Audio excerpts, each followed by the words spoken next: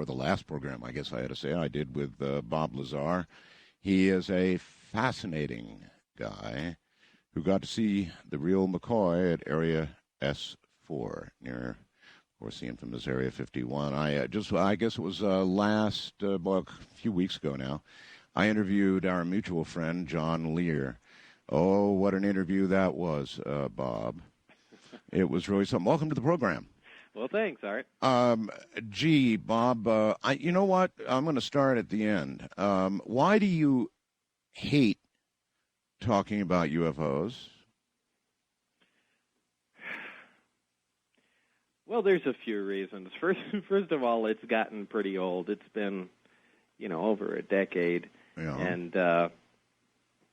second of all, I'm glad I was involved in the project for a short time, but once you leave that and try and enter normal life, especially if you're peddling your services in research and development, in the scientific field, it becomes really tough for people to take you seriously when you're known as the UFO guy. So it's just hard to kind of divorce all that stuff. That's kind of the same problem that John Lear had, when he was working for the airlines. It finally got to the point where he had to say no more, and for years, of course, he didn't talk at all. Right. I know he had a lot of problems with that, and I don't know. That's something people just don't take into account. Got fired because of it from one airline. Yeah, that's right. That's what I heard. How do you now remember that special year with John, or maybe it was more than a year, but the period of time you spent with John and you went through all of that? How do you now remember that? Do you remember it fondly? Do you remember it as something you wish you hadn't done, or what?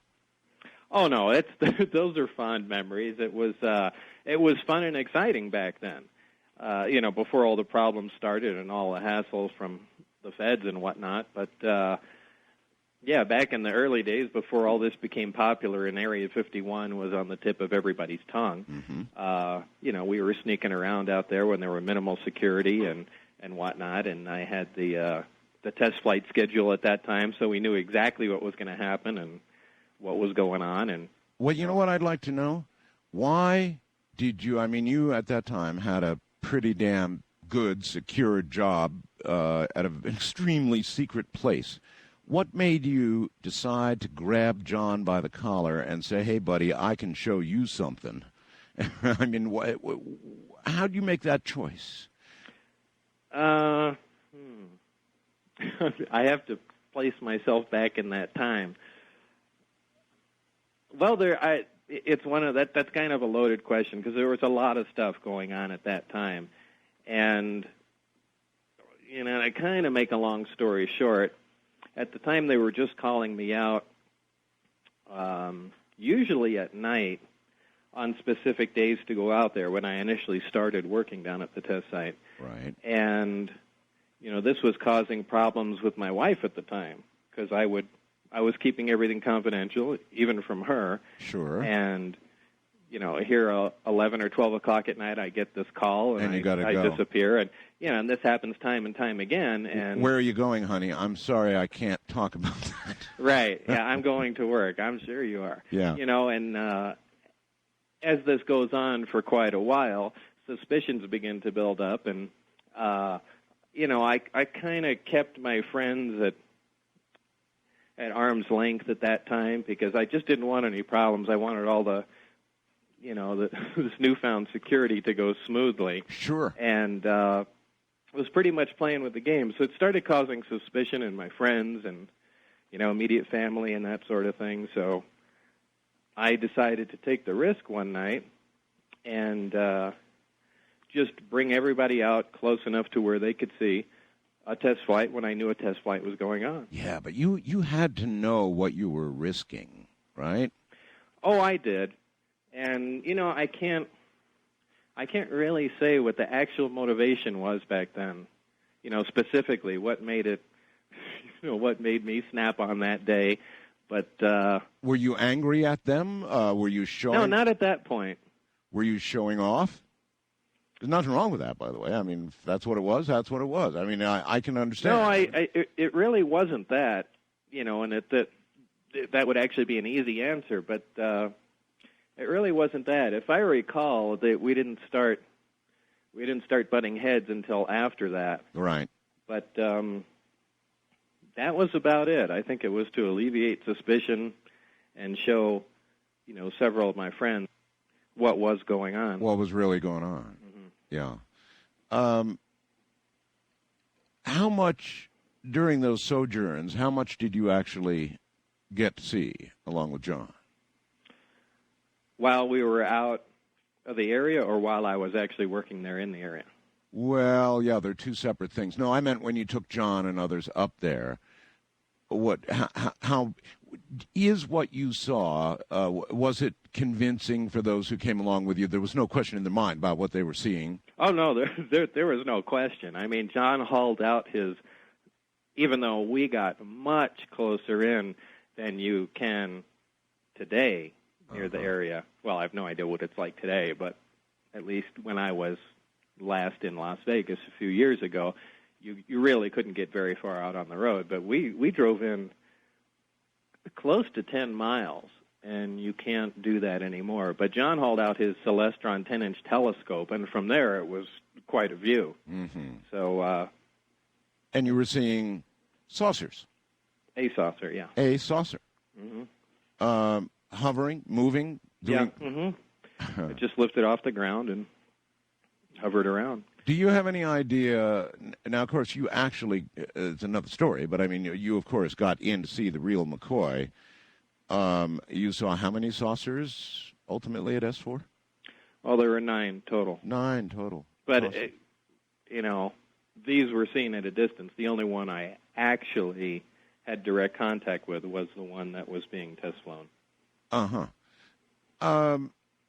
Do you have any idea how they sufficiently back-engineered whatever in the hell they found inside that saucer to be able to test fly it? Do you have any idea what went on to learn about? I mean, there must have been...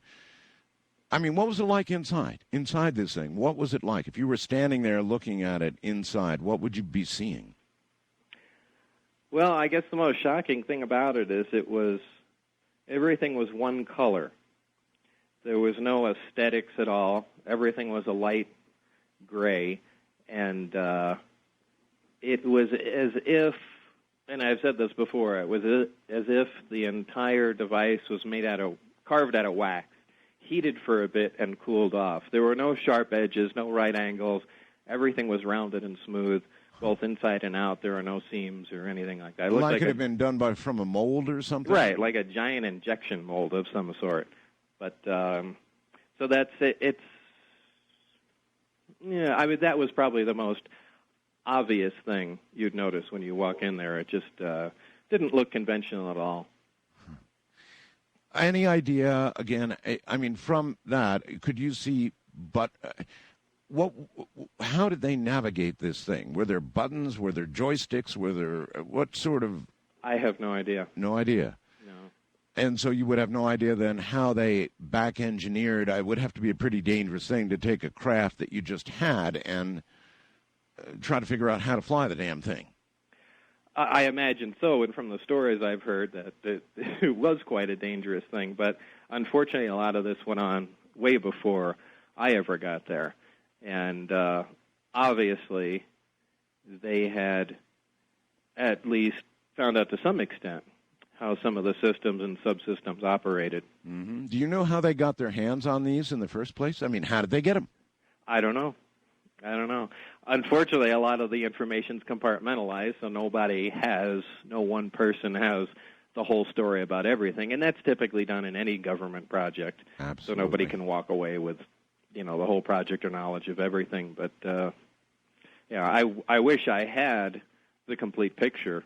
Sure. Of what was going on, even just smaller pieces to the picture I did have. I would be very interested in how the navigational system operated.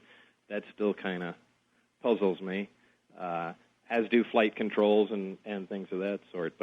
And propulsion, this element, what is it, 116? 115, yeah. 115. Element 115.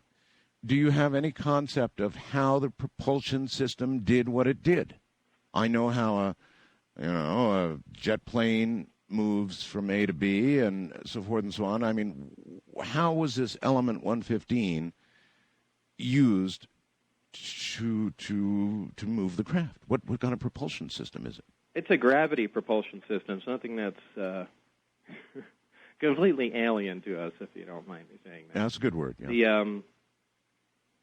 Instead of an action-reaction system, I guess the analogy I always use is if you go put a bowling ball in the middle of your bed and 3 feet away from it, push your fist into the bed and push down really hard, the bowling ball rolls towards it. That's correct. And what happens in these craft, or in this particular one anyway, it's kind of constantly rolling downhill, so to speak. Yeah.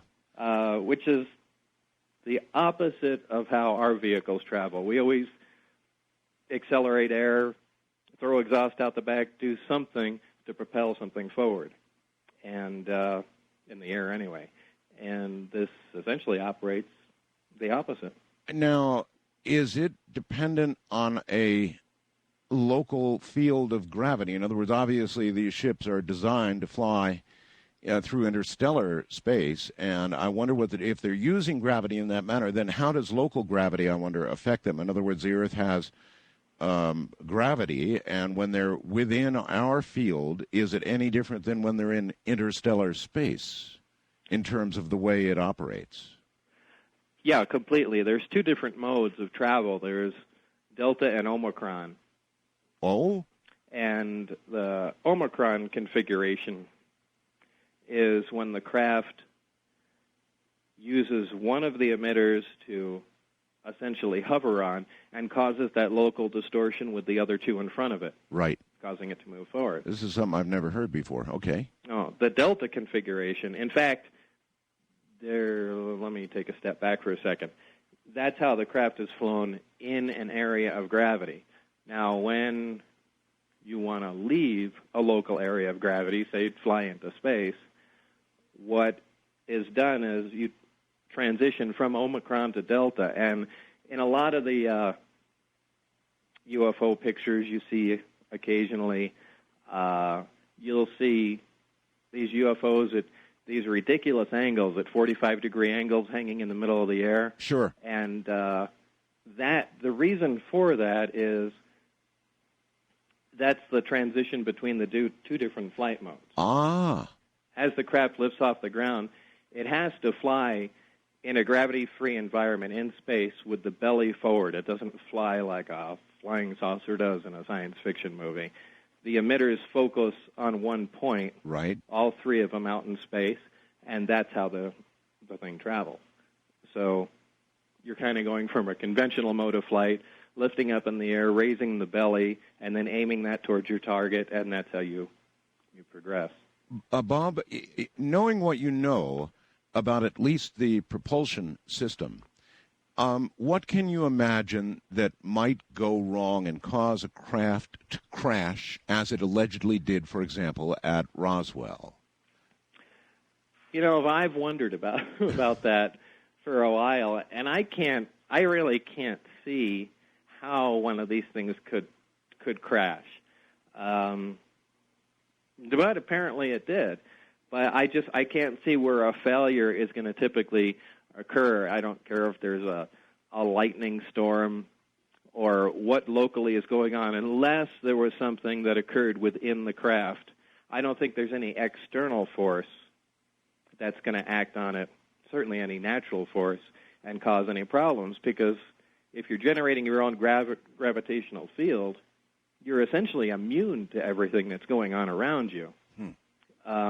If that field should fail for some reason? Well, yeah, that's why I say if some defect occurred inside, or if something was done unintentionally, as far as piloting the craft, that I could see happening. But I don't buy the story somebody comes cruising in from 30 light years away, runs into a thunderstorm, and crashes into the ground. Yeah, you bet.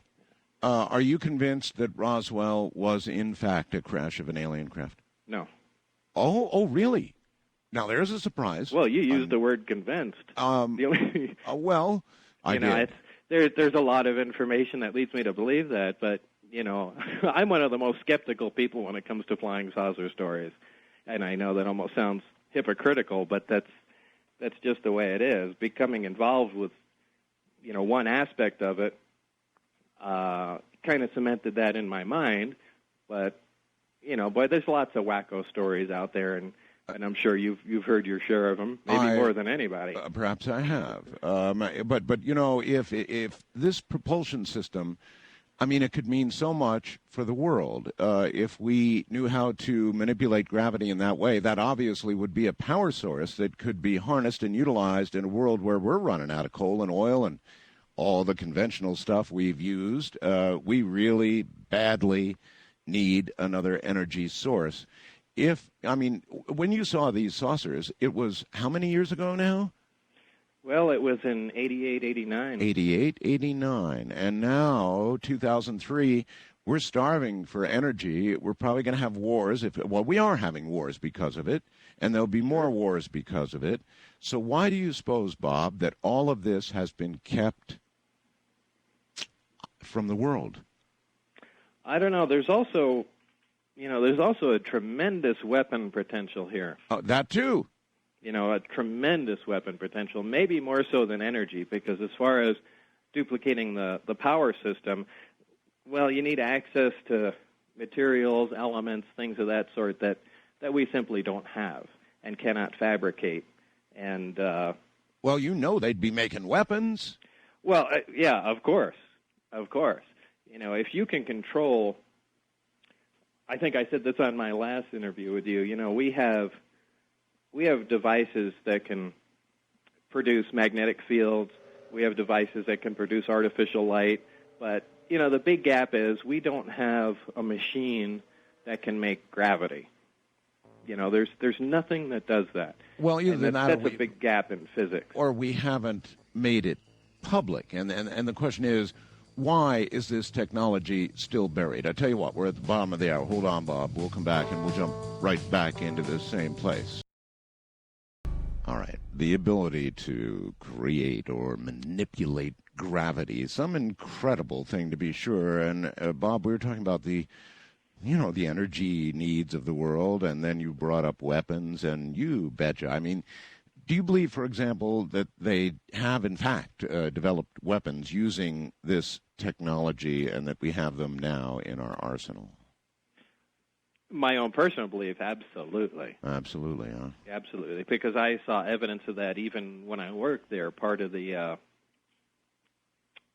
briefing contained a couple hints about using gravity as a lens, or one of the gravity emitters as a lens to focus energy weapons. So, which, to take a step back, if you're particle beams and other energy-type weapons of that sort disperse quickly in an atmosphere. And it's kind of hard to keep a focused, intense beam on your target. But if you can manipulate gravity, you can really, really change the dynamics of that. So, what would such a weapon do?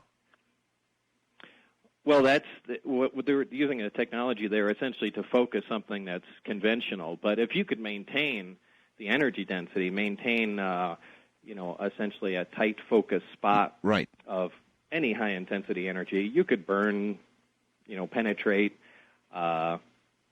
destroy different targets. But also, it's also a great defensive thing because once you start talking about manipulating gravity and you can create a gravitational field in any plane you wish, things that become possible are what we consider science fiction. Now, the popular shields in Star Trek become possible now. Well, how about the not quite so as fictional suggestions made by Ronald Reagan about Star Wars? Right. You got to wonder if some of what that man said at that time came from some knowledge he might have had about what was possible. It could certainly have had. I've heard several people talk about Reagan in that way, and I know he made several of those yes, he did. speeches with making reference to aliens invading the Earth. And, that's right. And whatnot. But, yeah, that's very possible.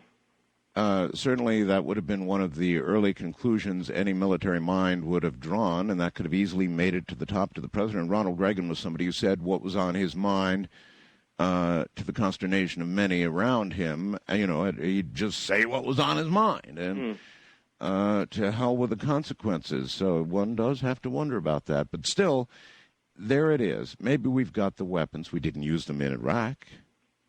No, I think these are way too valuable to use in combat. These aren't things that have been produced. If we have any, we're using the parts from the craft and their prototypes, and I don't think anybody is risking putting these valuable things into battle. I think it's, unless we've developed another source for the materials or have been able to duplicate them, in the past 10 years, I really don't see that we're going to be going anywhere with that. But who knows? Maybe by this time, research has continued and they've actually come up with something. One of the key things that John Lear did during our last interview was he said, "Hey, Art, I'm going to take you to a briefing, and you're going to get to say whether you think all of this, there should be total disclosure about everything the United States government has done since day one regarding this whole issue of extraterrestrials, what we've learned, what information we have, how we got it, what we've done with it, the terrible things government has done to protect the secrets and all the rest of it. I'm going to lay it all out for you, and you decide whether or not it should be all publicly disclosed." Everybody in ufology is screaming for disclosure. And so I'm wondering about you, Bob. If you had a litany of things laid in front of you that we had done, some of them pretty terrible, if you buy it, would you say that there should be full disclosure, or is this something better kept from the American or the world public? Well, it's not better kept from the American people because, we're supposed to be the government. We hire these guys, elect them to their positions to take care of business. Yes, sir. So nothing is supposed to be kept from us. However, there are other countries. We do have an awful lot of people in the world that just hate us because we're alive. And, if you're concerned about weapons and the proliferation of things of that sort, you do need to keep certain things secret from the rest of the world. However, it's one of the things that I had said initially, go ahead and keep all that stuff secret, but just admit, hey, by the way, a long time ago, we ran into some of these things. This technology is real. There apparently is actual intelligent extraterrestrial life somewhere else. And, we have a few artifacts, and, go ahead and release some stuff to the public. So, look here, here's a hinge made on another world. Just something generic. And, keep all the other stuff secret. But then I can also see the flip side of that. That's going to whet everybody's appetite, and there's going to be a furor over, disclosing the rest of the information. And if the government's been keeping that for secret for so long, what else have they been keeping secret? But well, yes. I don't see the government coming clean with any of this stuff. I mean, they're up to all kinds of no good. So, do you believe that there is a government behind the government, sort of pulling the strings, as it were? I don't know about that. I think ours is pretty screwed up as it is, so I don't think it needs anybody else pulling any strings. Yeah, you're right about that. But surely there is some method for keeping this gigantic secret, and not all politicians, nor even perhaps all presidents are told about the existence of that. Do you believe that? No, I think very few people know.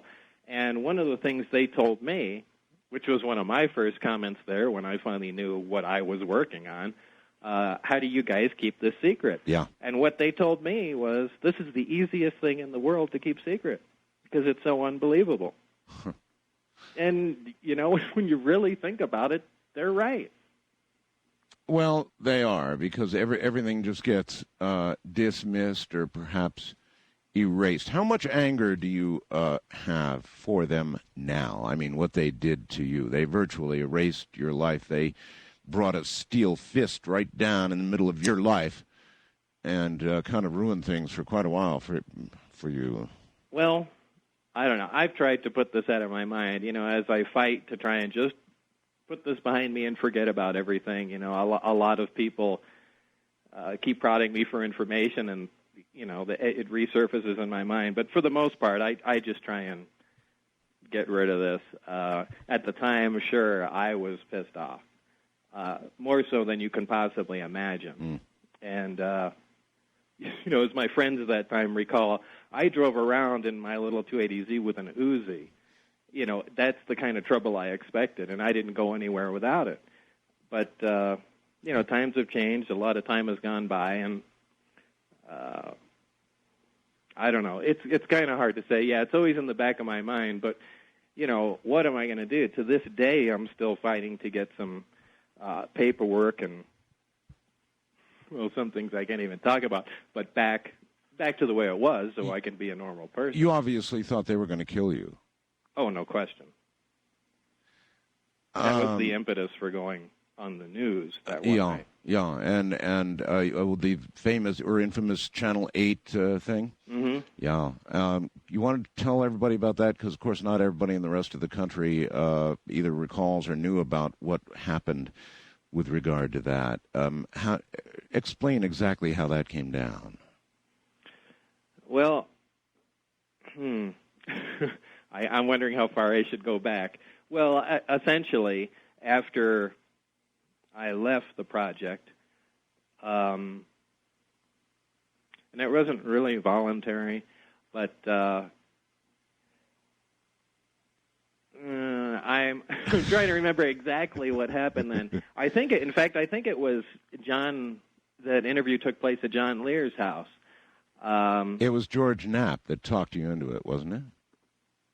Yeah, it was a combination of both. I think I had gone down to John Lear's house and really was afraid to go home at that time, and hid out there for a while. And John said, "Why don't you go talk to George Knapp, and maybe if the stuff's all over the news, they'll just leave you alone. It'd be your way of kind of pushing back." George Knapp, folks, is a reporter for Channel 8, the CBS affiliate in Las Vegas. And yeah, George, he was. I'm sorry for interrupting. No, that's all right. George is just a very heavy-duty investigative reporter for that station, and I guess he was sort of doing stories on John Lear at that time, and then somehow you got involved in this, and then, if I remember correctly, you were put on television in a shadow behind something, or I can't remember. Yeah, it was just a backlit shadow, so you couldn't recognize who I was, and the pseudonym I used was the name of my boss at the time, which was kind of a little smack in the face to say, "Hey, just back off and leave me alone." And apparently that caused quite a stir, and I got a call shortly after that, and needless to say, they were pretty upset with that move. Do you think John, well, I bet they were, do you think John wanted you to do it to, in essence, back him up at that point? Oh, I'm sure. At that time, I mean, you have to look at things at that time. First of all, I got into the project thinking I was going to be working on a new fighter, a propulsion system for a new fighter aircraft. Yes. And I was certainly not one of the people that believed in UFOs. These were people that were just, something to laugh at as far as I was concerned. So I already lost my train of thought. Well, let me put you back in that chair. And that night, when the interview was done, what did you say to the audience that night? Well, that was essentially just admitting that there were 9 craft out there, that they were actively back engineering and, attempting to duplicate the power and propulsion system of the craft. And that's basically about all that was said. I mean, there were a few details about where it was. And that was enough. That's like taking a match and throwing it on gasoline. What was the reaction like after that? It was pretty widespread. Yeah, I bet. It went all over the place. I had seen because they interrupted. Well, I don't know if they interrupted it, but it was in the middle of the 5 o'clock news. They did a live broadcast, and I've seen that exact broadcast repeated on Japanese television and in Germany. So it made the world fast. What was the nickname you used For that interview? Dennis. Dennis, yeah, that's right. They called you Dennis. It's a long time ago now. That must have taken great big ones to sit in that chair and say that on television. God. Yeah, Dennis Mariani was my supervisor at that time. I see. Okay, so after that story broke, I mean, you and John probably just sat back and watched the world explode around you. Well, kind of. Yeah, I mean, at that time, John Lear was out there himself saying that there were flying saucers at the test site and, all kinds of stuff that I thought was pretty silly. But as it turned out, he was right. I don't know what information source he had at that time, but he had been telling you and saying that. So I guess maybe that's the reason that you went to John as dragging him along, saying, "Hey, I got something to show you." Maybe you just sort of felt as though you owed it to him in some way, huh? Maybe. I actually can't remember the exact reason, but it was just the people around me at the time I felt obligated to at least give a peek to. Wasn't the tester company that makes models came out with a model of a UFO, of a flying saucer? Quite a unique scale model of a flying saucer. I have one of them. And how much of your input was used to create that model? Oh, 100%. 100%? Yeah.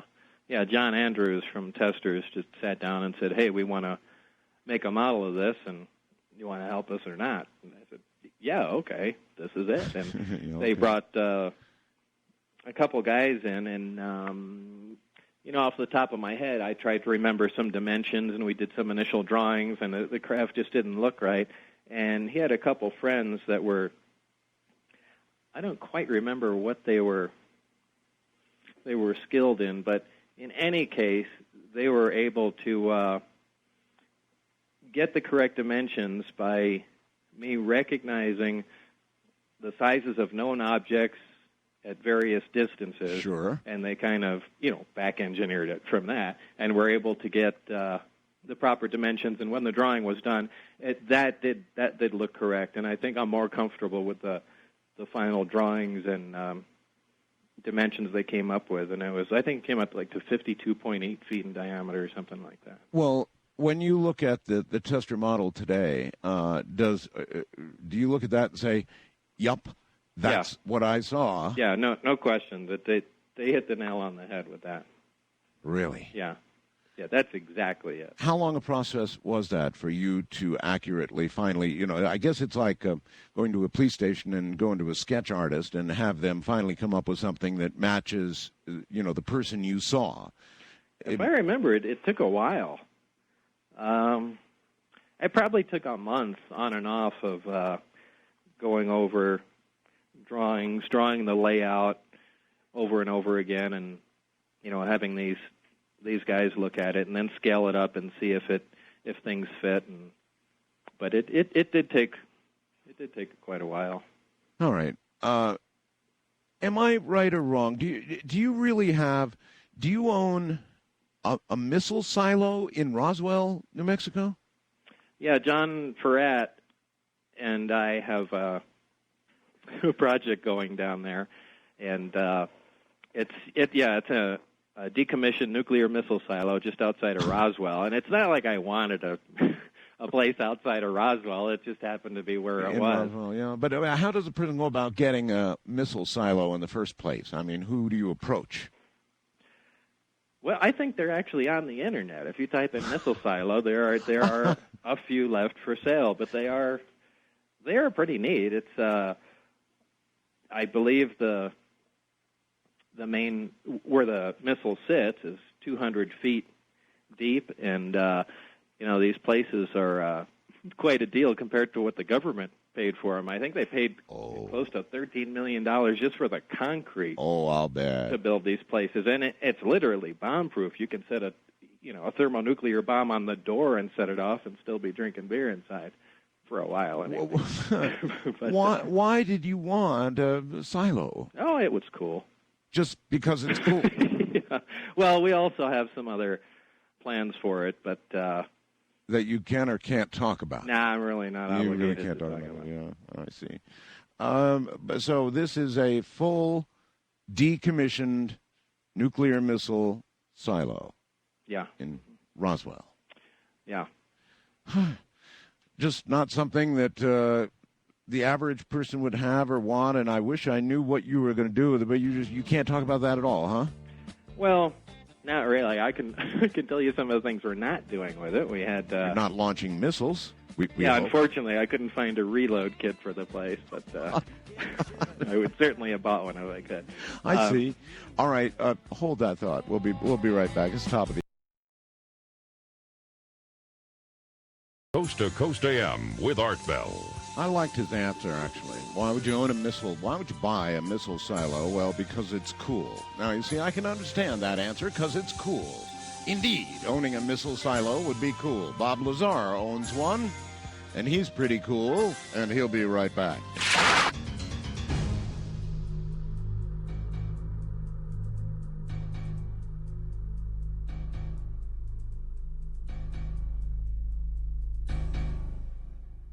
Once again, Bob Lazar. Bob, you said you could describe some things that, what, you can't do or you might Well, do? one thing I do have to correct is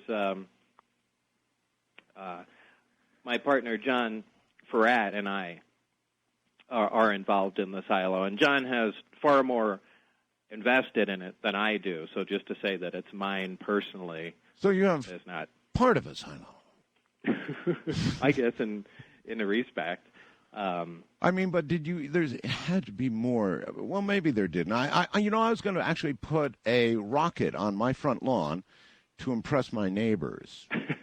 I thought it'd be cool. I mean, if you're a neighbor and you see a rocket go up on a guy's lawn, huh? So, do you own a silo for the same reason? Well, you said it's cool. It is. Well, cool. no, we actually have some serious plans for it, I thought you might. and you don't invest all kinds of money just for the hell of it. But it's amazing the amount of rumors that start. And generally, for some reason, when my name's involved somewhere, all kinds of ridiculous stories pop out of the woodwork. But I think even Channel 8 carried that story in Las Vegas. There, and in fact, when I was down at the silo, we got a call from the police in Roswell. Oh. And they sounded kind of embarrassed and said, we're going to have to come down and check out the facility there. And we asked why, and there was kind of a hesitation, and they said, I know this sounds crazy, but, we have people that actually have come down to the station and said that they believe you're holding alien hostages underground in the silo. Oh. Yeah, and, because they filed the report, they actually went down. They are obligated to go check things out, so they had to come down and verify that there's no aliens being held hostage in there. They actually did that? Yeah, they did that while I was there, and now, that's a story in itself. That got reported. I missed that one. Well, that was most recently, before I moved to New Mexico. What had happened was just a random guy drove out there and was planning on committing suicide. Now, of all the places in the world this guy could have gone to kill himself, he drove down the road to the silo, parked on top of it, and set his car on fire or something like that. Okay. Anyway, the thing burnt to the ground, and the guy was dead. And prior to that, there's also wild animals, antelope, cattle, whatever in the area, and there's been a couple dead cows out there. So the connection between cattle mutilations and all this stuff started brewing in the minds of some people. So somehow it got around that I was developing a death ray in this underground facility, and that I had tested it on cattle, which is why they were dead. And, of course, a guy came driving down the road, and I vaporized his car and killed him. I Anyway, see. that's And, the story that you made it. maintain that none of this is true. No, of course not. All right. But it's just amazing, the stories that get started. Well, of course, you are Bob Lazar. There is a certain aura around you, and when you connect that with buying a missile silo, people's imaginations naturally go berserk.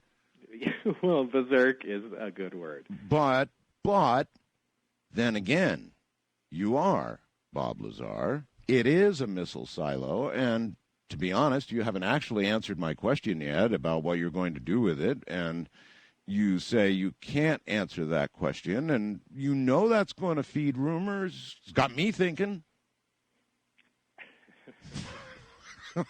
Okay, well, all right. Well, I just can't help that. Yeah, Bob. Over the years, especially in that time period when you were with John and the whole thing was coming down, how much? And you've done a number of public interviews, several with me. How much is left that you can't talk about? Can't, or unable to. Concerning the UFO The whole thing, yeah. information. Yeah. Not a whole lot. But some. There's just a couple little tidbits, and I think I've told you that before. There's a couple things that I need, and this isn't to burn anybody and hold information back, but it's in case somebody claims that they were involved with the project or work there. There are a couple things that only those people will know, and any time that anybody brings those up when questioned by me, I'll know. Right. So that's the only reason. There's just a few little bits and pieces of information here and there. All righty, then let's go down that road for a second. I mean, there are others like you, Bob, who worked out in and saw all of that. Obviously, there had to be quite a number over the years of people who became aware of that knowledge. Why are there not a lot more Bob Lazars out there? I don't know. Initially, I was not supposed to be the only one that came forward. But not supposed to be? No. You mean you had an agreement with someone? Well, Barry, the guy that I worked with there, was supposed to additionally come forward, but that apparently never happened. So I was left out there in the dark. Twisting in the breeze. Mm-hmm. So Barry, I don't know what happened. So this Barry had promised you he would step forward with you? Well, kind of, and, I wonder if it's wise, really, to comment too much on that, because I don't know what Barry's situation is now. But we had talked about things. But if somebody were to come forward and claim they had seen what you saw, they also know it to be true because they worked there, you would have a couple of questions you'd be able to ask them that would verify the authenticity of it. Oh, sure, instantaneously. Instantaneously. Yeah. All right. Now, why did you move? I mean, you've been a very long-time desert rat out here in the Las Vegas area, nearby me, and, of course, the infamous Area 51S4 and all the rest. I mean, you lived here so long. Why'd you move? After a while, Las Vegas gets to you. I was there, and certainly working at the test site was fascinating. And a little bit of the work I did there when I initially moved to Las Vegas. But after that, being out of the scientific field, I really went stagnant and really didn't produce or do anything that I really considered worthwhile, and just needed to get out of the Las Vegas environment completely. And New Mexico, especially around the Albuquerque area, you have two of the most prominent national nuclear labs here, Los Alamos and Sandia, and the cities here are filled with PhD scientists, and it felt good to get back into the mainstream of things. And in the short time I was here, in the first 18 months, I just began to actually produce what I considered decent work. I started filing for patents and as you know, working on the hydrogen system and I want to talk a little bit things about that, as a matter of fact. Yeah, patents and on hydrogen fuel systems, and I know you've had them in your car. You've run your car on hydrogen, did it for a long time, right? Right. Whatever patents you have, what's this about a SWAT team coming in and grabbing all of your data and computers? That was I have to stop you there. We can't even touch that one. I spoke to my attorney after I sent that email. No kidding. No, we got to totally just not talk about that, huh? Yeah. Okay. At any rate, now that you're back or you're in New Mexico, you feel like you're doing good work in your area once again. Yeah, and it's I guess it's just a different mindset, and also the immediate area that I live in. Moving up isolated in in the mountains in the middle of a forest, and on a lot of acres of land, and is different than living right in the middle of Las Vegas and typically in town. So it's just it's a freer environment, and I'm building my own research lab here, and I don't know. It's a lot more fertile ground for thinking and actually doing something serious. Well, I do get the sense there is still an awful lot you can't talk about. You said a couple of things, but then we keep touching on several things that still there's aspects of it that you can't talk about. So I would say a lot of your life still is surrounded by having to keep secrets. Are you good at keeping secrets? No, I think it's been proven pretty well that I can't do that. But it drives me crazy because the thing I would love, I could spend 4 hours on the phone, more pissed off than you can imagine talking about this SWAT team thing, but my hands are tied right now. And oh, no. maybe in the future I can say something about that. But no, attorneys are that way. I know when there's ongoing stuff. And they're right, of course. Ultimately, they're right. But it does kill you not to be able to talk about something. Yes, it does. Do you think that you're working on, without asking you specifically what you're working on, let's try it this way. Did any of your experience at S4 and what you saw and what you learned technically have application in any work that you're either doing now or contemplating? Yes. Oh, my. Yes. Now, I'm obligated to ask you about your project, what you envision, what you're doing, even in general terms. Can you tell me a little bit about what you're working on? Well, I'm overburdened with projects in progress. As you mentioned, the hydrogen fuel systems, that's actually something I've been working on since the late 70s. And that's finally come to fruition, and a lot of the materials needed long-term testing, and they've certainly had it now.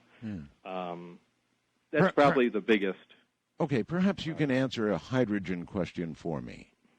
Now, hydrogen is being touted, even the President of the United States is touting it as the way to go. But there are others, Bob, who say, look, this is in a way all foolishness because, to create hydrogen in amounts that would be good for the public to use, energy cells, fuel cells, would require manufacturing, pollution, the use of energy. In other words, all you're really doing is finding a new storage facility and way to store energy that still has to be produced, frankly, in the old-fashioned way. No, not really. Well, then lay it on me. Not really how? Well, first of all, there's two trains of thought here. The automotive industry, the president and his advisors are all going down the fuel cell path. And for those that don't know, a fuel cell is a device that takes gaseous hydrogen and oxygen, combines them, and makes electricity. And little fuel cell water dribbles out of it because when the hydrogen and oxygen combine, that's the only byproduct is water. Right. And so you could use these in cars or to power homes or whatever, right? Right. Well, you can use these things, and their car of the future has fuel cells and an electric motor, and that's how the car is powered. Now, that's very efficient. It's around 35% efficient overall, and that is pretty neat. However, all the technology's not there. The vehicles will be fantastically expensive. None really exist right now in production. And what about the billion cars that are on the road now? What, is everybody going to dish out $175,000 for a new car? And on top of that, they want to just replace gasoline pumps with hydrogen pumps and sell you the fuel again. All right. Let's get back to refuting this. In other words, no matter how it works, Bob, and it sounds like you're almost more on the negative than the positive side of this, but I mean, no matter how it works, aren't conventional fuels going to have to be used in copious amounts to produce these cylinders of hydrogen? No, I don't. How do you the system figure? that I came up with, first of all, converts a conventional car to burn hydrogen conventionally. And no fuel with cell. how much cost? Well, let me get to that in a second. All right. The actual conversion is not that difficult, not that terribly expensive.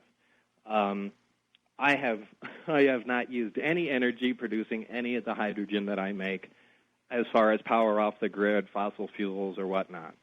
Hydrogen is easily electrolyzed by water. You know, if you need to prove it to yourself, take a 12-volt battery, put both wires in the water, add a pinch of salt, and you'll see bubbles coming off of one side. Well, some off the other, too. That's And that'd be hydrogen. Right. Anyway, it's easily produced, and it can be produced with solar panels or a wind turbine. I use solar panels. That's where all my hydrogen comes from. I fill up the Corvette with it, and we drive 700 miles on it. And the car will also run on gasoline. All right. So All right. So that's perfected. I mean, it works, right? Right, and it's worked for years and years and years. All right. Let's say I buy a conventional automobile for, I don't know, 20, 30 grand, something like that.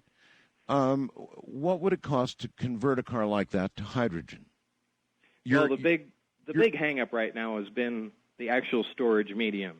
You don't want to store hydrogen as just a compressed gas because it's dangerous, it's flammable, and on top of that, you need thousands of times more space to hold the hydrogen than you would an equivalent amount of gasoline. Okay. So it just doesn't work. Right. You don't want to store it liquid because that's cryogenic.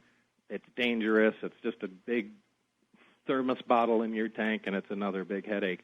The third way is the best way, and that's a metal hydride. And this is the granular material that absorbs hydrogen like a sponge absorbs water. Mm-hmm. And it only releases the hydrogen when it's heated, and when it's not being heated, I can fire incendiary bullets through the hydride tank, and it just smolders like a cigarette. So it's extremely safe. Wow. And this is the material that I store the hydrogen in the vehicles and for home use. Is this the subject of a patent? Yes. It is. Yeah. Now, there are various hydride materials, and some were actually very difficult to get a hold of because some of them, like lithium-6 deuteride, which is a hydride, actually, well, the material I use is a hydride, the only use for that material is in thermonuclear bombs, and it's restricted, obviously restricted for sale. Yes. And the only reason some of these hydrides are manufactured was for the weapons industry, and they're done so in such small quantities, the cost was very high. For instance, to convert the Corvette just for the tanks of hydride, we were looking at $15,000 without the hydrogen conversion itself. So this is, that's a pretty large price tag. Out of line right now. Right. But if this whole thing were perfected and you had access to the materials and it were done in mass, I'd like to get some idea of what it would cost to convert.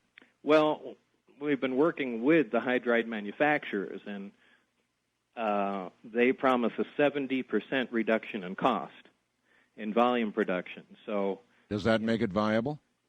Very much so. I mean, wouldn't you pay between $4,500 and $6,000 to have your car converted? You'll have your hydrogen generator at home, so you can drive locally and even up to 700 miles away on hydrogen. And if you want, you can always put gas in the tank, and the car will switch over to gasoline when necessary. Okay, I've always wanted to know, would I need to do that? Would hydrogen give me the same equal amount of horsepower? Would I be happy with a hydrogen fuel? You get a little less, for instance, in a larger engine. In fact, that's the reason we converted the Corvette, was a lot of these alternate fuel cars, you see little Ford Escorts and these little tiny motors, and it leaves everybody wondering, well, can't you power something substantial? Mm-hmm. So we purposely did a large V8 engine. And, it still lights up the tires and, screams away. There's a little loss in horsepower, but in a large engine, you're not going to detect a 10% loss in horsepower. But you're still having a lot of fun, though. I mean, it's enough horsepower that generally most people are going to be happy campers. Oh, sure, and most people are willing to pay that price tag if they never, ever have to go to a gas station again.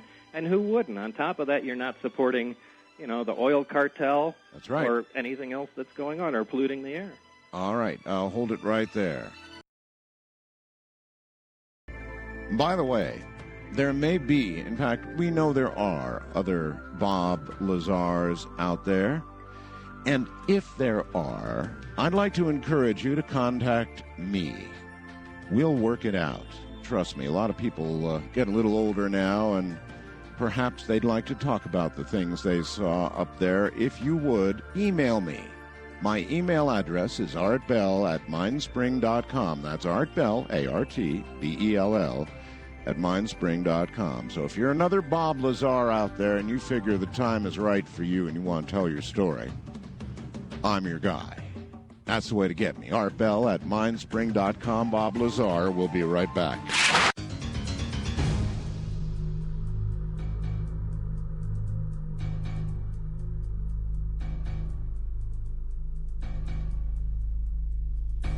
And by the way, it's probably going to screw up my little scenario pleading for some more Bob Lazars to come forward. But out of curiosity, Bob, tonight all across the world, people who have been involved up at Area 51 S4 have seen what you have seen. These people, they're probably listening, Bob.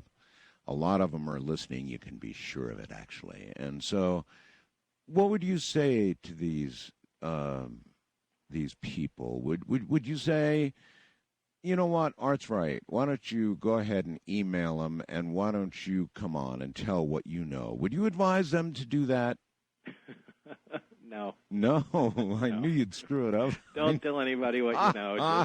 Just take my word for it. I knew you'd do that. I knew it. Yeah, well, that really is my message. Just forget it. Forget it, huh? Yeah, just forget it. Don't bother saying anything. It's not worth the hassle. It's not worth it. It's not. And for the most part, nobody's going to believe what you have to say anyway, so don't even think of doing it. Oh, thanks for the help. I'm sorry, but you asked. Yeah, and I knew, I guess, what I was in for. Okay, well, I know, but still, all right, but let me take the other side of it, Bob. Let's fight this a little bit. There's a lot of people out there, like Stephen Greer, who I'll have on tomorrow night, and they really do make a compelling, damn strong case that, gosh, darn it all, if we've been visited by aliens, if they've really been here, if we have their craft, their technology, and even bodies, and this is such an incredibly large story, so important to the human race, that nobody has a right to keep anything like this secret, and it should be told, it should be out in the open, and if these Bob Lazars don't come in and talk to me and others, then how in the hell are we ever going to find out? Because you said it yourself, the government sure isn't going to tell us. Yeah, and I agree with that completely. Well, then how can you say that? Well, from personal experience. Yeah, in other words, you're not really a crusader at all, are you? No. You're not? No. I'm not involved in UFO research. I don't follow the stories. I don't do lectures. I don't... I know you don't. I don't do any of that stuff. I try and put it behind me, and a lot of people really... have the drive to get this stuff uncovered, but generally those are the people that haven't been involved with anything. And, sticking your neck out on the line really does change your life forever, and it's not a positive thing. People really get the wrong impression. They think that, this is a big boost in some way to you, and it's not by any stretch of the imagination. So why would I recommend somebody do that? Well, a lot of people, Bob, think that, when they have these reality TV shows and people line up for blocks and wait 2 days through the ice and the cold to get a chance to be, have FaceTime on television. We do live in that kind of world, and so some people suspect your motive is that. But but I hate being on TV. I hate doing interviews, and I don't do lectures and all that. How could that possibly be my motivation? Yeah, that's right. Well, I believe me, I do understand. Do you have any knowledge? Diane up in Washington wants to know. I get a computer message every now and then, a lot of them actually. Do you have any knowledge, it's a good question, of any agreement between any group of aliens and humans or the U.S. government. Do you believe that to be true or know it to be true, that there is some understanding? I've heard rumors of that from various sources, but I don't have any firsthand knowledge of an actual agreement that was cut between anybody. There's a lot of speculation, of course, about an agreement to allow some human beings, for example, to be abducted, for research in return for, let's say, technology. And John Lear alluded to all that and said that they, in essence, reneged on that aspect of what was supposed to be a deal. Of course, to make you'd never make that kind of thing public. If you had made a deal to shuffle off some of your citizens at random to guys who are going to do God knows what to them, chop them up, cut them up, whatever they do, you could never talk about that ever. I don't know. I find that kind of hard to believe. So then John has gone too far for you. Is that right? I'm sure he's listening. Yeah, I'm sure he's listening. Yeah, John knows he's gone too far for me. John's convinced that there are people living on, or some sort of beings living on Venus and some other local planets. That's right. And that drives me crazy. Does it? It absolutely does. And a bunch of the things he says. Well, he's convinced there are artifacts on the moon, gigantic artifacts on the moon and Mars. And others have said that as well. Richard C. Hoagland and others have said there are things on the moon. In fact, you know what? There's a speculation that the President of the United States, George Bush, is about to make a speech in which he's going to say the United States is going to go back to the moon. There's going to be a shuttle mission to go back to the moon. I heard that. Yeah. I heard he's supposed to make some sort of announcement. And we would do it presumably with a shuttle, which is really interesting. How are you going to get the shuttle? Don't ask me. I have no idea, but that's what I'm hearing. And actually, I've heard Mr. Hoagland say it's possible. I mean, if they used in other words, once, I think Richard has said, or someone said, once you get into orbit, you're halfway to anywhere. Well, sure, but if you want to actually get on the moon, it's a different story. The orbiter wasn't designed to do that at all, and in fact, it needs to be replaced with something else. Yeah, it's getting pretty old. Yeah. Still, that's apparently what's going to be announced. I could turn out to be wrong, but I don't know of any other spacecraft that we have in current production that would get us to the moon. Do you? No, but we do still have a Saturn V sitting there. A Saturn V could do it. Well, it was designed to do it with the lunar module and everything. It's sitting there in Florida. Dust the thing off and launch it because they stopped the program right. You think it'd be all right? Not like old ammunition? I mean, it's pretty old now. Well, for the most part, it's metal and components. Just sit there with something that works. Don't do what the United States typically does and reinvent the wheel constantly. That got us to the moon many times. It worked. Just update it with some modern materials, electronics, and components, and use it since it's there. And stop spending huge amounts of money doing nothing. What can you imagine our motivation would be for going back to the moon? I mean, we did go, most people believe.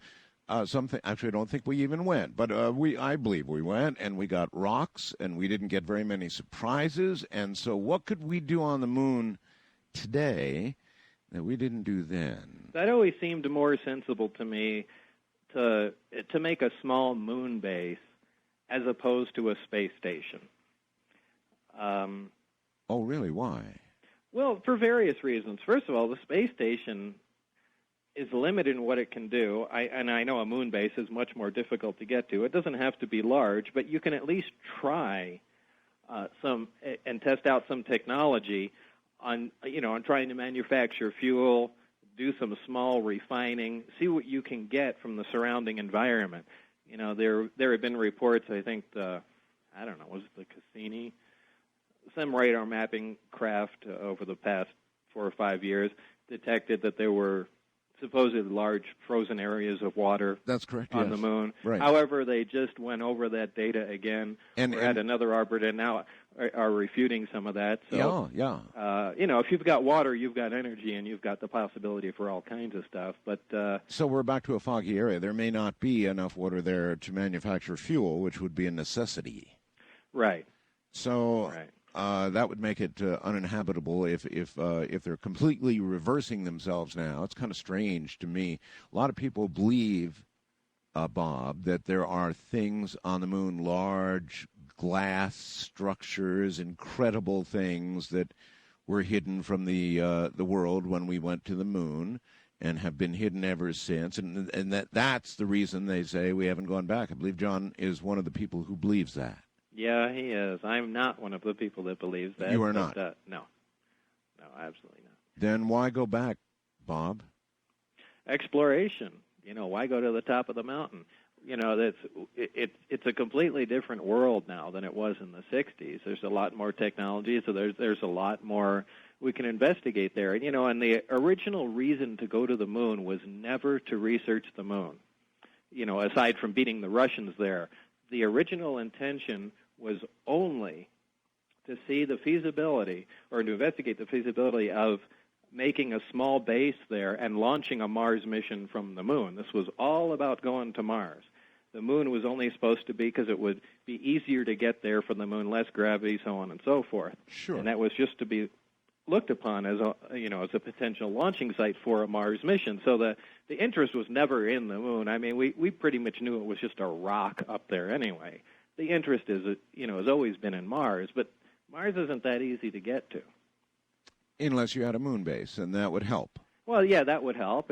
It's a shortcut, and you could store fuel there. There would be, if plans had gone how they should have, maybe we would have already been to Mars. But I think that's the frontier we should look at, is investigating that, or go to Europa. There's plenty of things in our immediate solar system that are, potentially fascinating, and Europa has probably the best chance of life, in our solar system, and even the hardcore skeptics at NASA pretty much agree there's a good chance there's something in the oceans there. So, but Bob, if we've got technology that can manipulate gravity, and damn, it was back in the early 90s when you knew that we had that.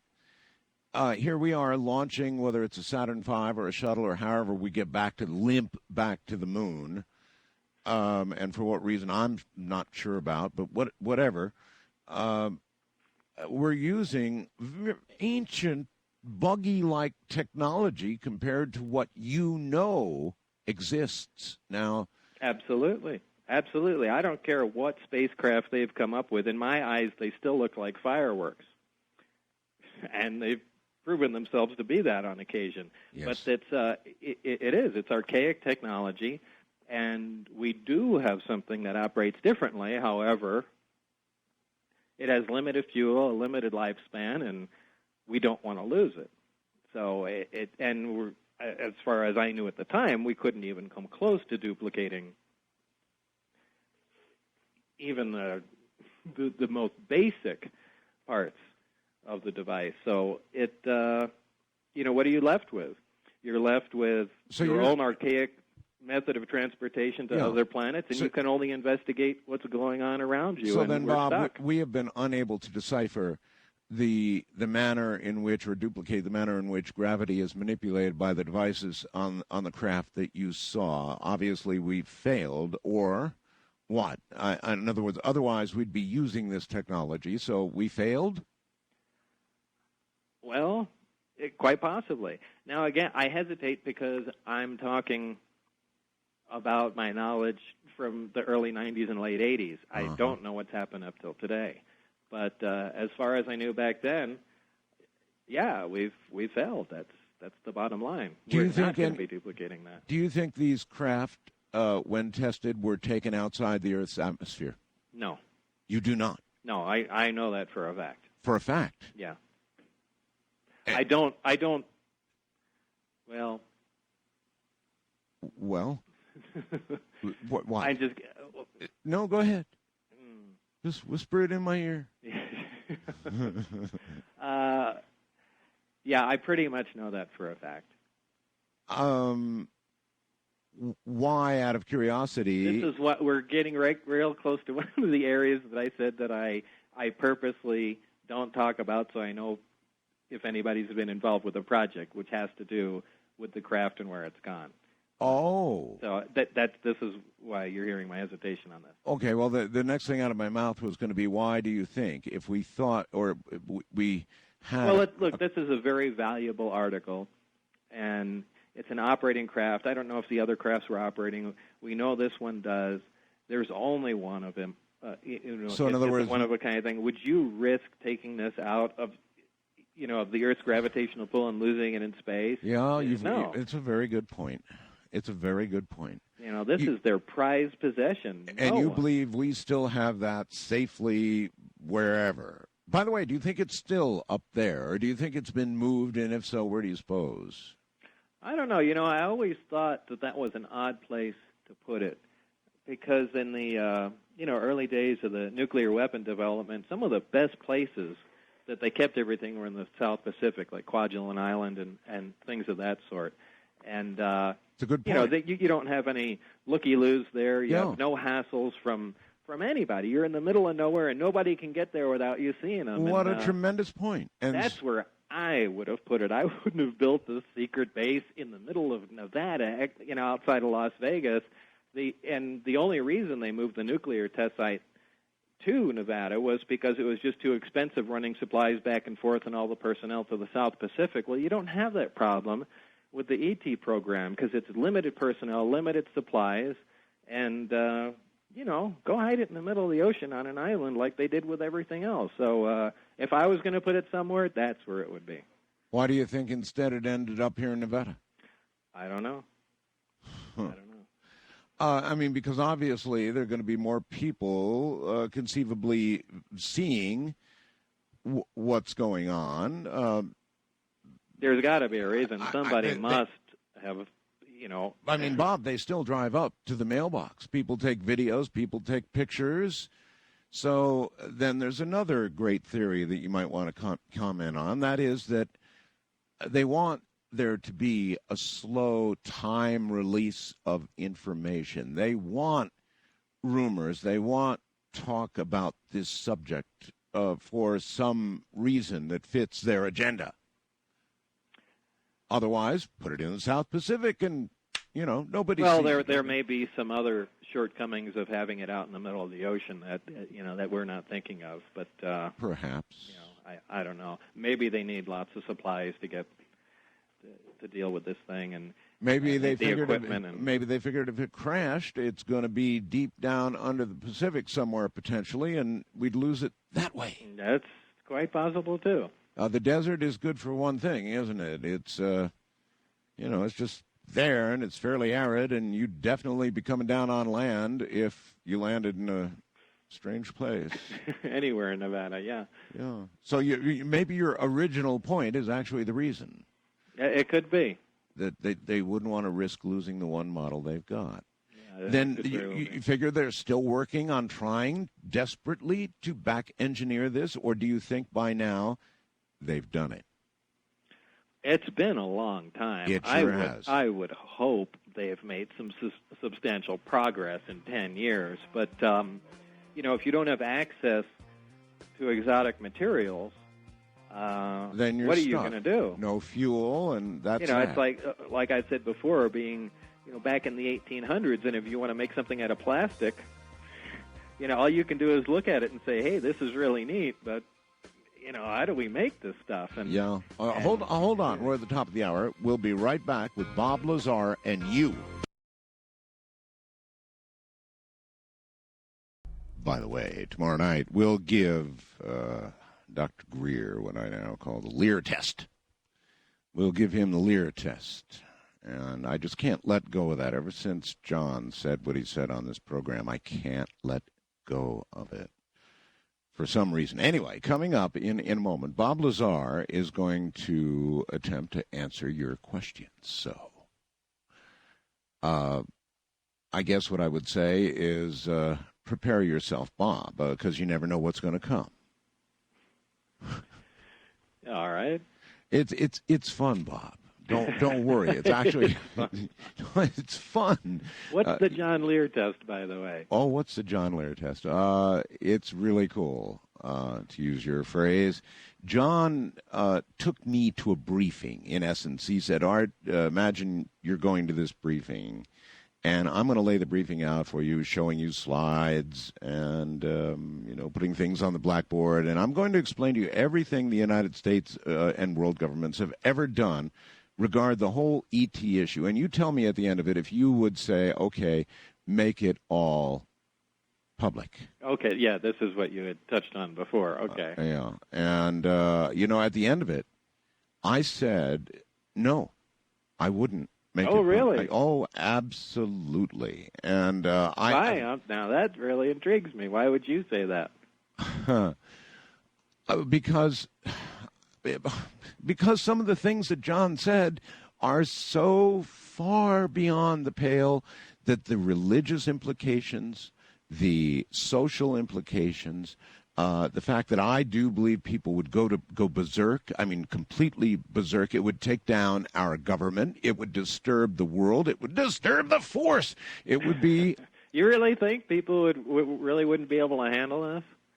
Well, you've got to remember now that the test was given from the John Lear perspective. And remember that John believes a lot of things to be true that you don't, right? Yes, I am quite aware. And so to take the John Lear test, you've got to take what he says as gospel. In other words, here's what some of the terrible things we've done, really terrible things. Would you make it public? And if you had to assume that everything he said there is correct, I guarantee you, I'll bet you'd come up with the same answer. So, well, yeah, I come up with the same answer without that. But I truly hope everything John Lear believes isn't true. But me too. Oh, me too. Believe but me. I have been proven wrong before about many other things. So who knows? All right, you ready? Yeah, sure. Okay, here we go. West of the Rockies, you're on there with John Lear. Hello. No, Bob Lazar. Gosh, I've got John on the mind here. Bob Lazar, how you doing? Hi, Art. Hi, Bob. Hey there. Howdy. Well, it's a pleasure to talk to both of you. It's been a while since I talked to you, Art. Well, glad to have you back. Bob, I just missed meeting you by day one time, and I regret that. I was Where wondering was that? if you... That was down in Nevada. Oh, okay. I was wondering if you knew about a material called starlight. It was supposedly created by a couple of scientists, but I've always had suspicions it was, alien technology. Starlight? What is this material, sir? Well, a physicist told me about this material. It's like two liquid plastics, and when you put it together, it forms an indestructible solid. Nuclear blast won't touch it. Nothing will destroy it. Have you heard of such a material, Bob? No, I'm pretty skeptical about a claim like that. Well, it's not supposed to be classified, and it came from a pretty reliable source. And also, John wanted me to ask you about the orange crate in the crater Copernicus. John wanted you to ask him about the orange crate? Right, the crate on the moon. John who? Lear? John Lear, yes, that's correct. Oh, okay, I know what you're talking about. He showed me a picture one time, and there was a perfectly square object on a moon picture, and said, "Well, what's this orange crate doing there?" And we were arguing about, some of the images from the moon and these grainy little things with a couple dots, and John was claiming, "Well, that's just the reflection from a giant, glass dome over so-and-so." And but anyway, he did have some pictures that I couldn't explain. But well, Bob, and some of what John says is pretty wild. I mean, there's no doubt about it. But on the one hand, Bob, you're somebody who's actually seen alien craft. Most of us haven't. So to have seen what you've seen, are the things then John says really so crazy? Yes. Yeah. Well, I mean, see, a lot of people would say, flying saucers, we got them, you've seen them, oh, come on. That's crazy. Right, I know, that's crazy, and maybe it makes me a hypocrite for saying so, but look, I am the first one to admit that if somebody came forward to me with my identical story and laid everything in my lap, I'm not sure I'd buy it. So I can't expect anything else from anybody else. And in fact, I almost prefer people don't believe it because then I get hassled less about it. Martin in San Rafael says, and I think this is accurate and why I love interviewing you. It says, Lazar continues to be the most credible witness of all, straightforward, direct, not self-serving, no books, tapes, no website, nothing to sell. He just describes what he saw, reluctantly at that. He makes a believer of this skeptic. So in that way, you really do sell your story. I mean, you're so damn low profile about all of this, like you don't want to talk Well, it's about not a business. I'm just relaying, what happened to me at the time, and that's it. That's the end of the story, and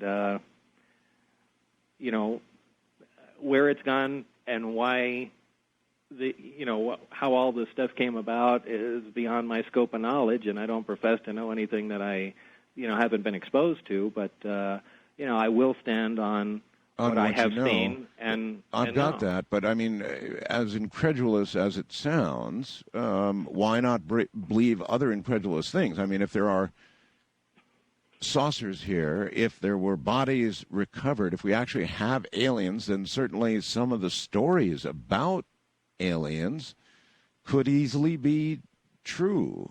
Well, and maybe so, but you don't know. Art, I'm spoiled. Yep. I had some things verified to me and had hands-on experience. I got to touch them. I got to see them. I got to analyze them and said, okay, this is real.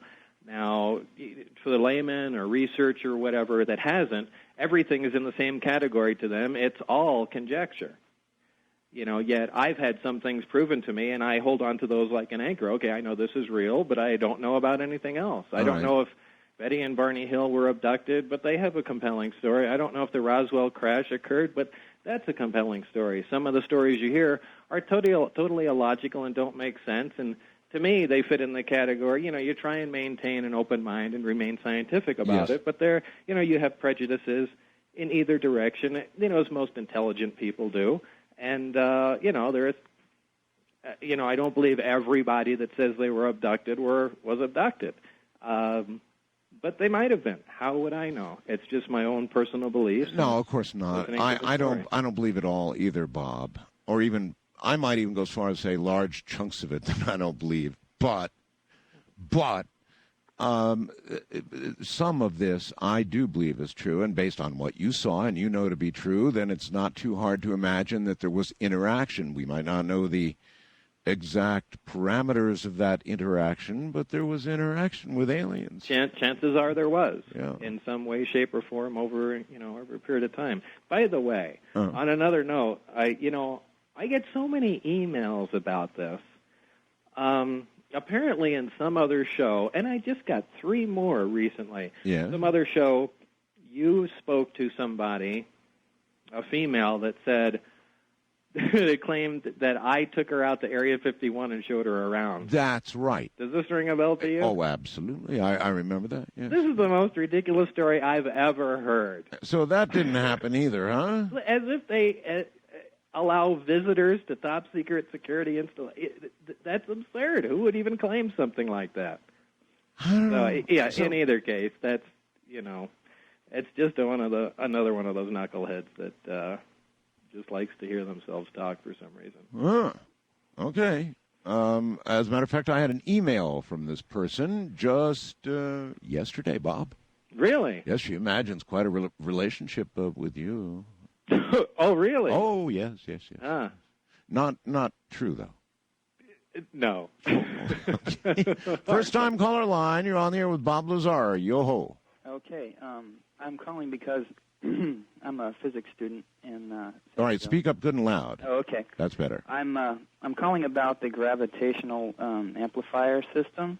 I'm interested in this because I'm a physics student, and I was thinking that kind of at the forefront of physics research now is kind of a push to detect gravitational waves, and which is a tough thing to do, and probably ultimately discover the gravitational particle, the graviton. And I was thinking about this 3-pole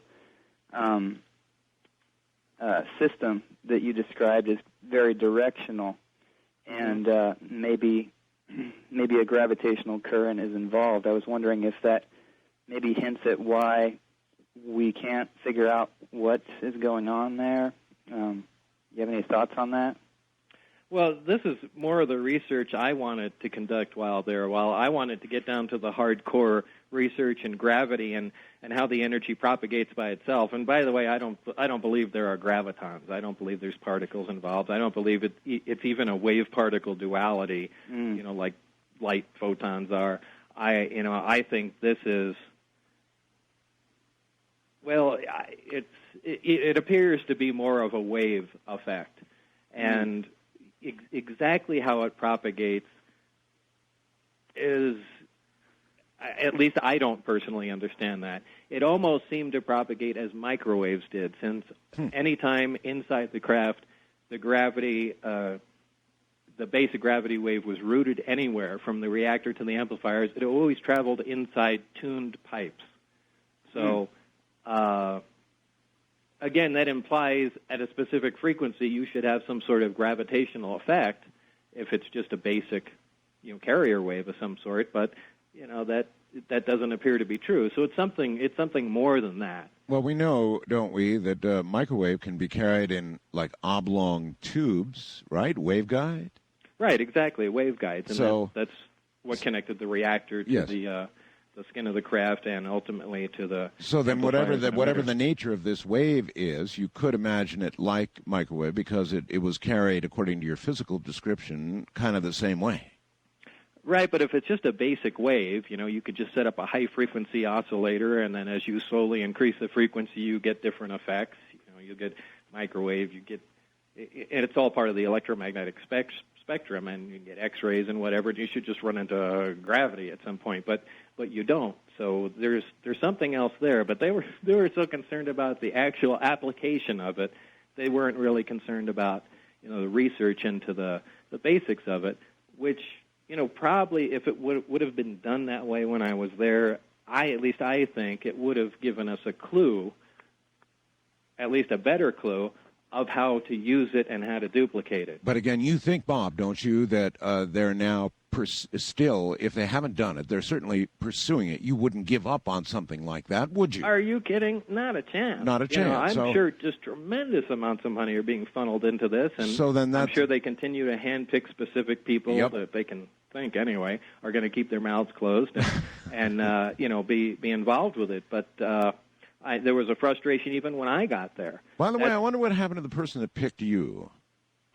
It's a good question. Hey, caller, anything else? Yeah, actually, I was wondering if Bob hasn't. I'm sorry, Mr. Lazar. I shouldn't. That's Bob is mine. Mr. Lazar is my dad. I was wondering if you had any thoughts as to the propagation speed of the wave. We know light travels at a certain speed, right? Or at least we assume it's a constant speed. Do you think that gravity is different? Yeah. Good question. Yeah, excellent question.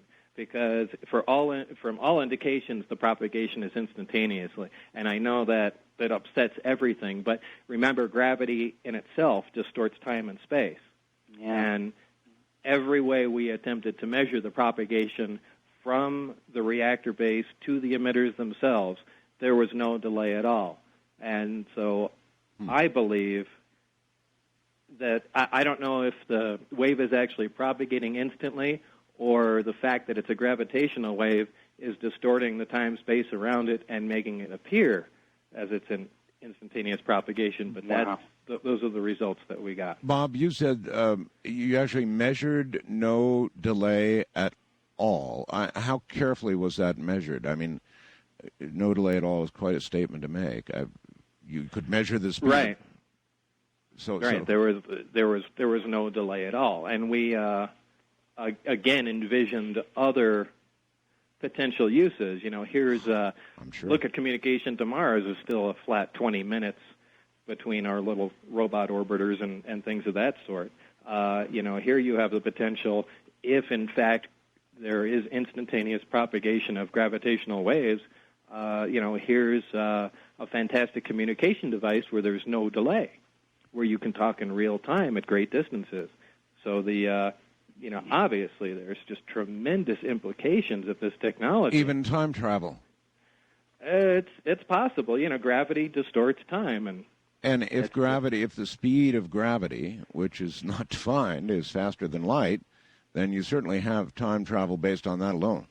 Well, like they say, time travel is a lot more common than you think. Time travel to the future happens all the time. All you have to do is stand there. is stand on a high mountain, go into a spacecraft, travel fast. You do slip nanoseconds into the future. Time travel backwards is debatable whether or not that's even possible. Well, we're off on a tangent. Caller, any final thing? Yeah. I guess there's one other thing. You notice you mentioned an element 115. I'm assuming that's atomic mass number, and I think that goes further than the periodic table. Is that true? Right, that's correct. So maybe that kind of insinuates that you're dealing with a higher amplitude gravity waves, and just, I guess, more to start off with if you're going to amplify it. I mean, well, yeah, there's something unique about that element. Just like there's something unique about the nuclear elements we use in reactors, but something apparently happens different there that doesn't. And I know there were previous attempts to duplicate what was going on with other materials, other nuclear materials, and there was no success in that. So there is something very unique about the fuel, and specifically what it is.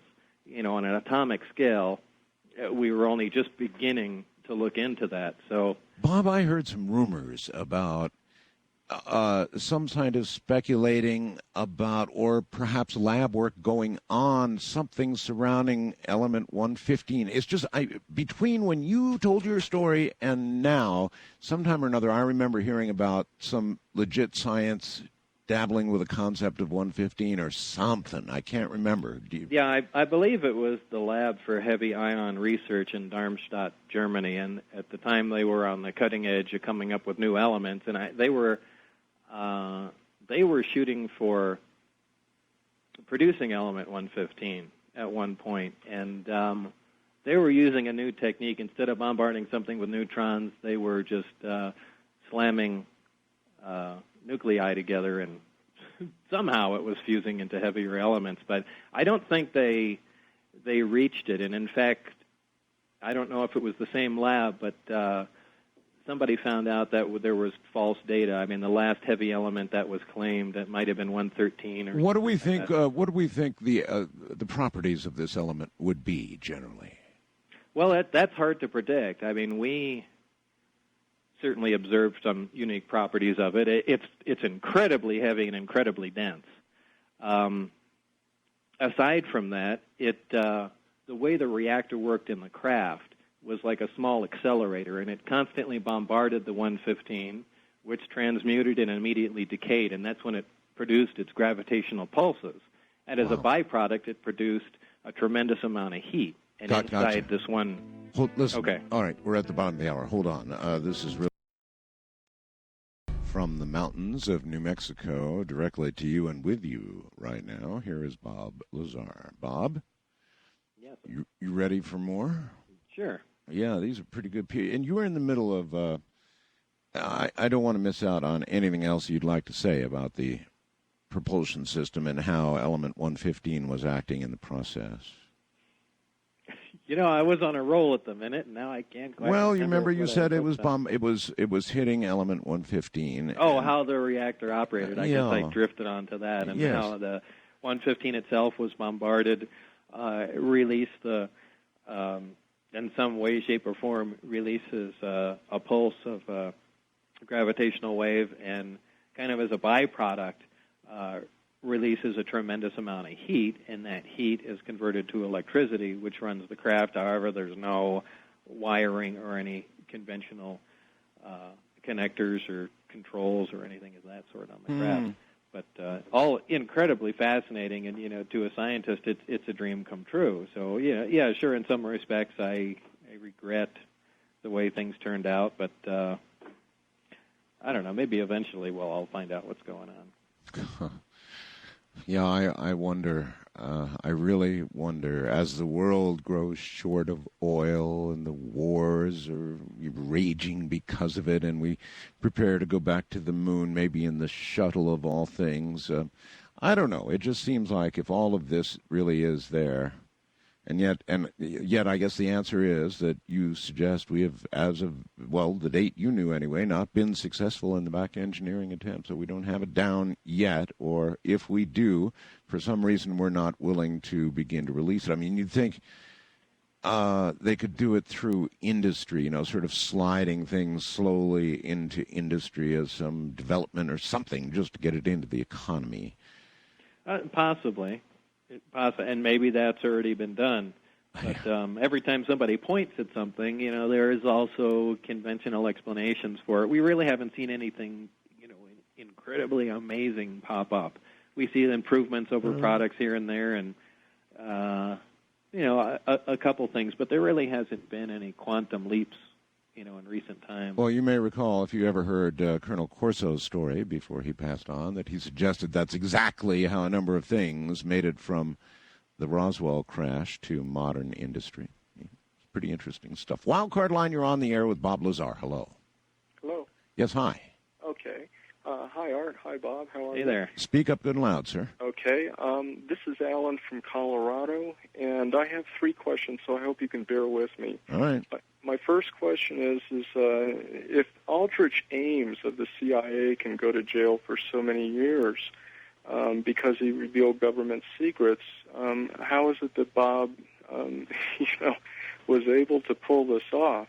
And then my second question... Okay, well, let's do them one at a time. Okay. Bob, pretty good question. Mm-hmm. If you'd been revealing secrets of the magnitude that we've been talking about tonight, well, of course, I can answer. Well, my what own would you question. jail me for? When somebody gives away, secrets, satellite secrets or other technology secrets, and, that information has to be brought out. So, okay, you're going to take me to court and say, okay, you released the information. What did he release? Oh, well, secret stuff. Well, what? You're not going to trick them into admitting what they're trying to keep secret. Yeah, and something of this magnitude, exactly so. So I guess I would answer that caller. I mean, after all, if they charged him with something, they would simply underscore everything he said. Next question. Okay, the next question is, are there not simpler ways to create gravitational propulsion effects, like with scalar waves, possibly? I mean, we're talking element 115. This whole procedure seems so exotic and so advanced. Can we not work with what we have now? There have not been gravitational waves produced in any other method, and there are claims as such all over the place, and people say you can do it with these Mercury engines. I've heard scalar waves. I've seen, all of that data.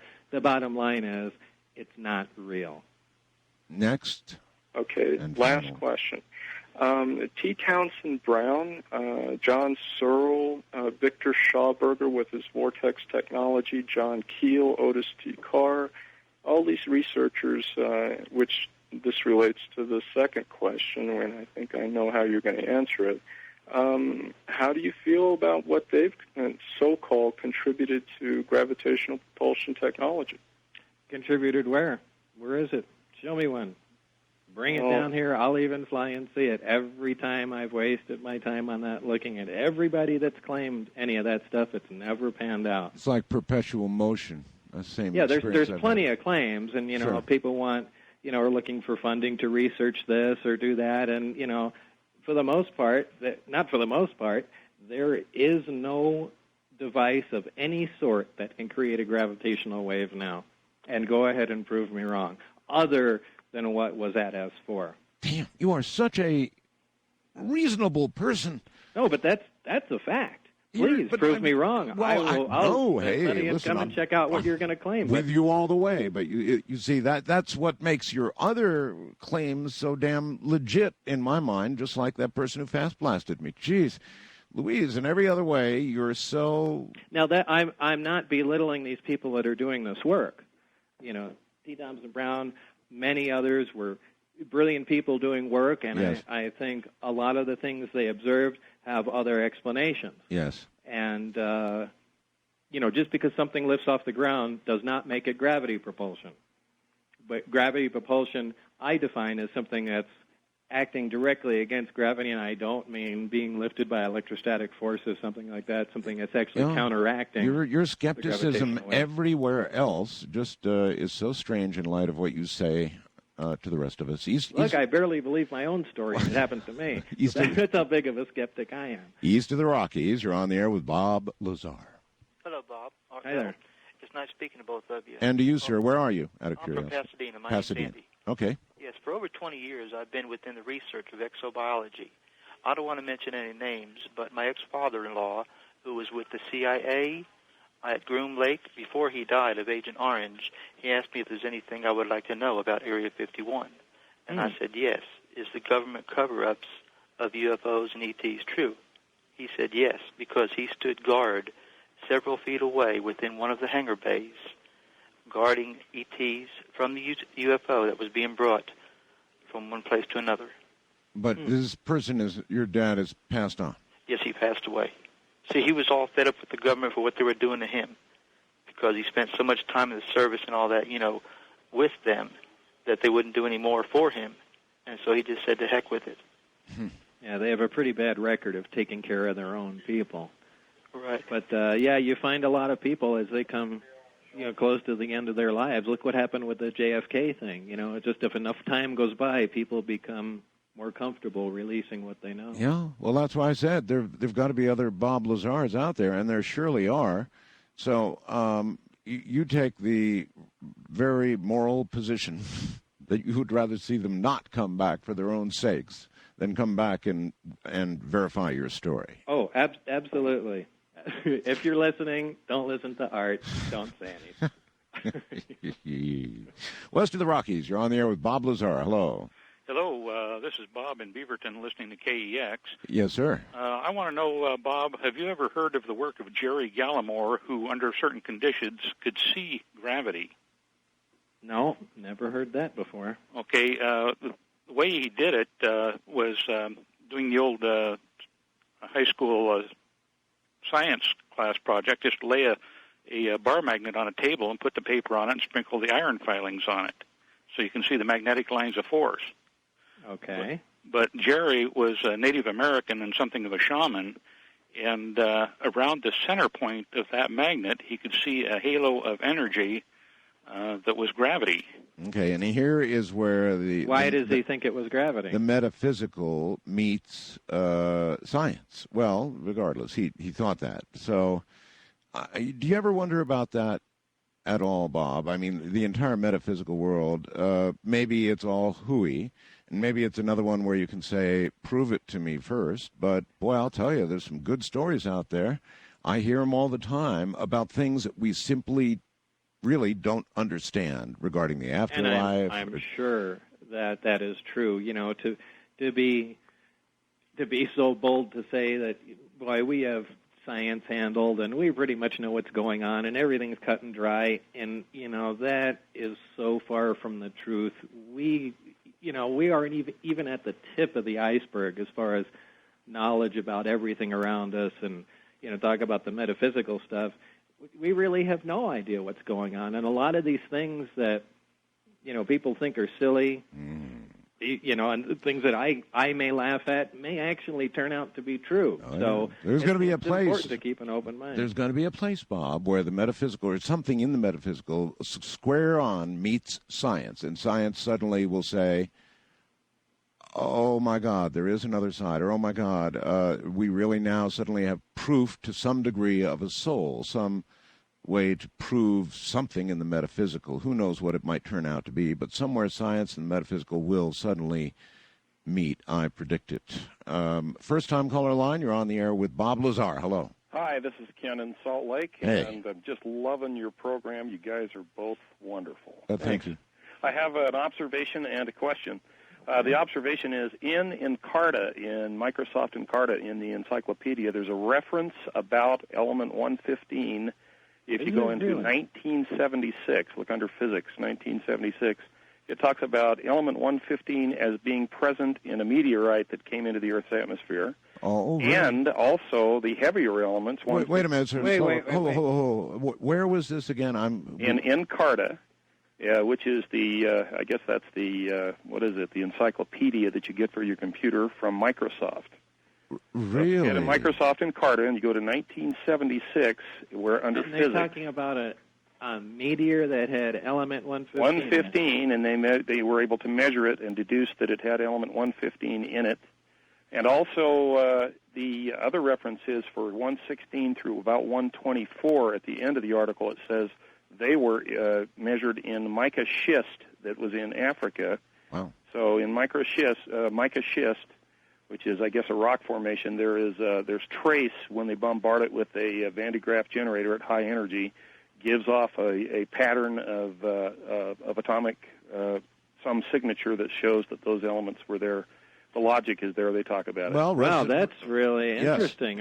Now, this isn't Encarta. We're not talking about something that's on the Internet. Yeah, we're talking about Encarta that you'd buy for your computer, which is a encyclopedia from Microsoft. It comes from Microsoft, right? Yeah, okay, it's a Microsoft software program. You just and what did you look up to find this? Under Physics, 1976. All right, great. And at the bottom of the article, it's in there, the reference. Okay, the other question I have, the only question I have all here right, is... stop for a second. Out there, if somebody would be so kind as do the research, email it to me. I'll have it by tomorrow night. Continue, sir.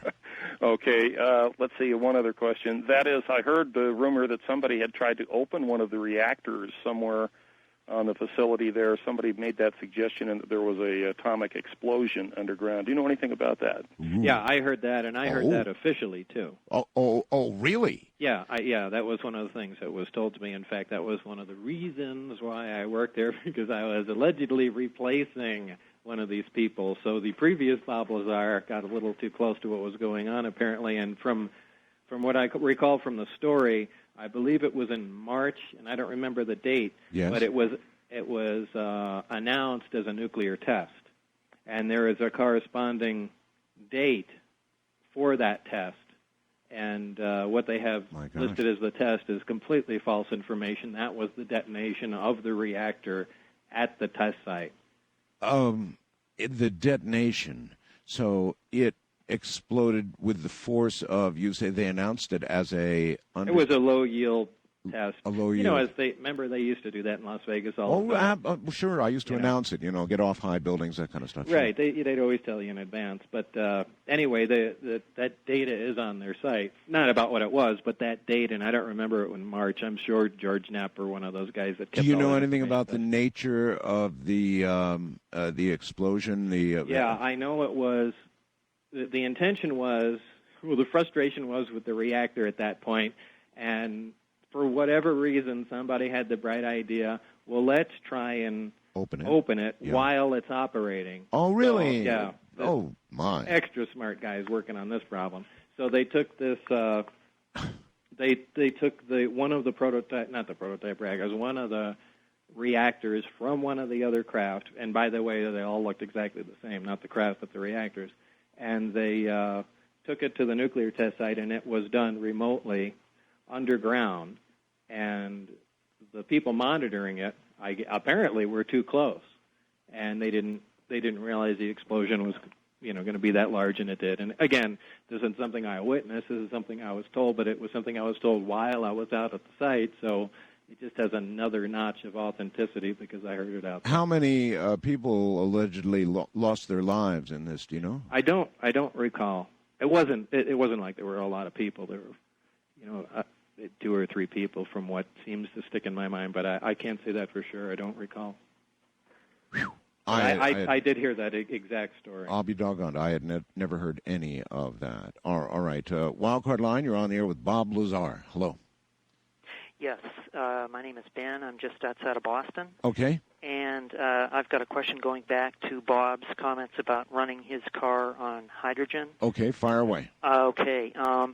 Over the last bunch of years, Nexus magazine has run at least a couple of articles about running one's car on hydrogen using electrolysis. In other words, generating the hydrogen on board on demand. And I just some people I've spoken to about it say it's a ridiculous idea, that it's impossible, that it would take I'm one of those people. really more energy. It's not happening. You can't crack water that fast. Oh, really? Yeah, you can't.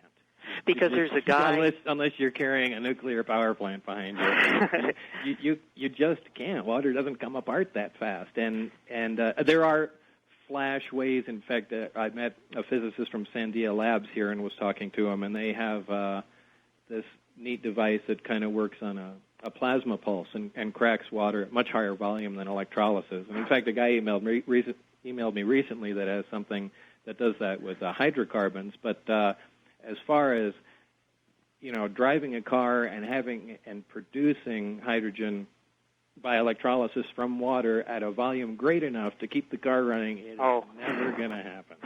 It's not going to happen. So you are required really to generate the hydrogen at some other time, some other place, and then pipe it into the car and store it. You can't. Our product is a small hydrogen generator, kind of like a dishwasher.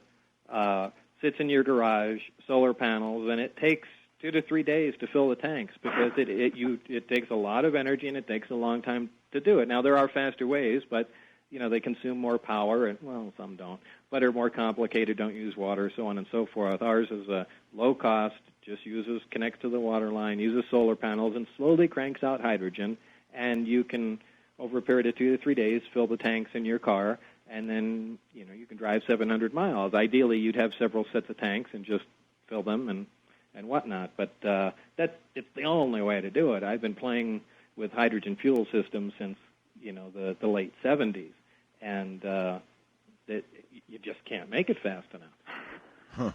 Caller, a few seconds. Well, I'm all set. You're happy? All right, then bye. Guess.